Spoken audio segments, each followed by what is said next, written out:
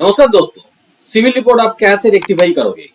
Civil score कम होने से कोई भी पॉपुलर बैंक उन कस्टमर को लोन देना नहीं चाहते हैं और किसी नॉन बैंकिंग फाइनेंस कंपनी में लोन मिलता है तो रेट ऑफ इंटरेस्ट ज्यादा लेते हैं।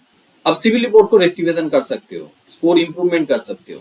2025 में आप सिविल रिपोर्ट कैसे रेक्टिफाई करोगे, इस वीडियो में मैं डिटेल में बताएंगे। वीडियो को एंड तक देखते रहिए। सबसे पहले समझते हैं व्हाट इज सिविल रिपोर्ट। कोई कस्टमर जितना सारा लोन लेते हैं उसका repayment history, loan details CIBIL का डेटाबेस में स्टोर होता है। जैसे सिविल रिपोर्ट पुल आउट किया जाता है उस रिपोर्ट में सारा इन्फॉर्मेशन चला आता है।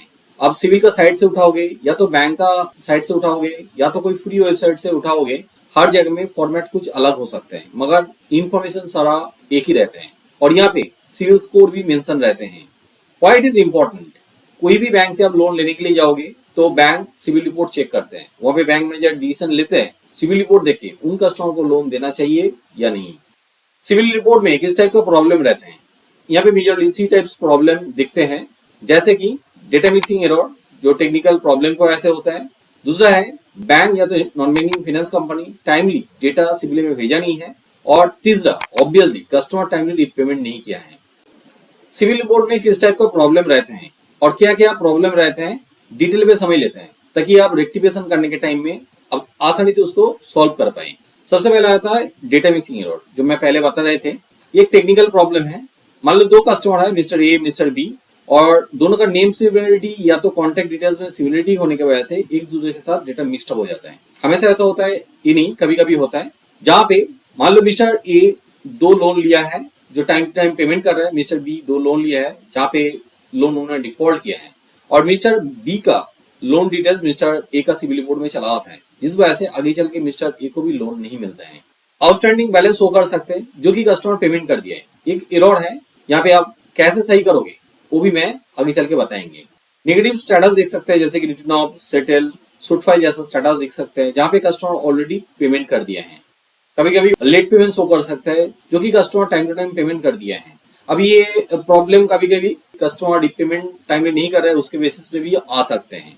Duplicate loan account CIBIL report में कभी कभी ऐसे भी देखते हैं कि आपने जो लोन लिया है वो रिपीटेडली शो कर रहे हैं। इसमें प्रॉब्लम ये होता है सिविल स्कोर गिर सकते हैं और यहाँ पे ओवर लिवरेज हो जाता है जिसकी वजह से आगे लोन नहीं मिलते हैं। सबसे ज्यादा प्रॉब्लम होता है कमर्शियल सिविल रिपोर्ट में, वहाँ पे ज्यादा लिवरेज दिखाने की वजह से रैंक गिर जाता है, रैंक खराब हो जाता है। इनकरेक्ट पर्सनल डिटेल्स, आपका जो बेसिक डिटेल्स है जैसे कि कॉन्टेक्ट डिटेल्स, एड्रेस डिटेल्स, वहाँ पे भी गलत इंफॉर्मेशन रह सकता है। मेजरली ये डेटा मिक्सिंग की वजह से ही होता है, टेक्निकल प्रॉब्लम की वजह से ही होता है। सिविल रिपोर्ट रेक्टिफिकेशन करने के लिए सबसे पहला काम है अब सिविल रिपोर्ट पुल आउट कीजिए। अब CIBIL report pull out CIBIL का डायरेक्ट वेबसाइट से भी कर सकते हो, बैंक से भी ले सकते हो, कोई फ्री साइट से भी उठा सकते हो, मगर रिकमेंडेड है सिविल का साइट से उठाइए क्योंकि वहाँ पे अप टू डेट डेटा मिलते हैं। उसके बाद सिविल रिपोर्ट अच्छे तरह से रीड कीजिए। अब अच्छे तरह से रीड कर पाओगे तो आपको समझ में आ जाएगा कहाँ पे प्रॉब्लम है, किस वजह से आपका सिविल स्कोर कम है।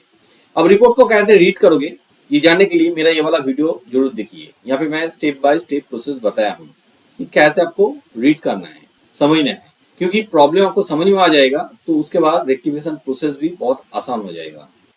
अब रेक्टिफिकेशन करने के लिए सिविल में ऑनलाइन में डिस्प्यूट डालिए। एक तो सिविल का पोर्टल में जाके लॉगिन करके डिस्प्यूट डाल सकते हो, दूसरा है आप कंप्लेंट लेटर भी लिख सकते हो सिविल में।